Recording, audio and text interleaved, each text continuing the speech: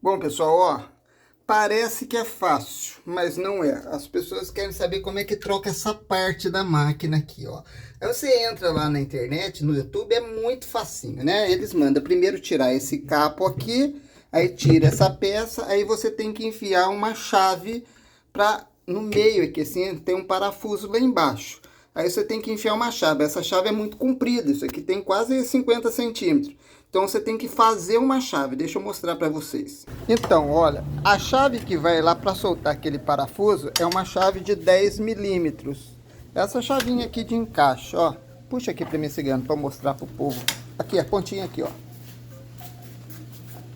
Aí, é só essa pontinha aqui que você vai precisar dessa chavinha para colocar. Só que lá é muito comprido. Pode colocar no lugar de novo.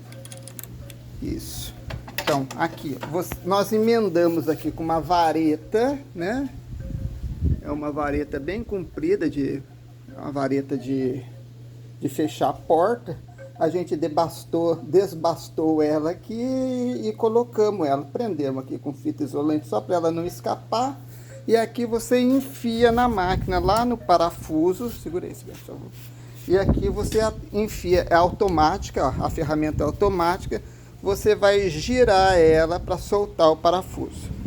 Aí as pessoas falam assim, ah, mas é só soltar o parafuso e você puxa a peça.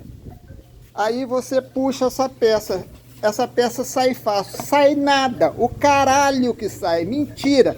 Eu tive que destruir a boca da peça aqui, ó, meti a chave de fenda, meti até a maquita aqui para tentar cortar essa porcaria, aí mas consegui tirar. Tirou, beleza, só tirar, coloca a peça nova e funciona a máquina está funcionando normal, né? Prende ela com aquele parafuso, com aquela ferramenta.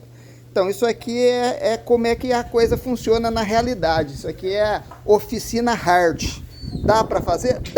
Dá um trabalho pra caralho. Compensa chamar o cara, o técnico para fazer? Compensa. Mas no meu caso eu não estava fazendo nada. A Fátima não deixou eu sair de lancha, não deixou eu velejar, então eu falei, vamos consertar a máquina. Foi isso aí que ficou.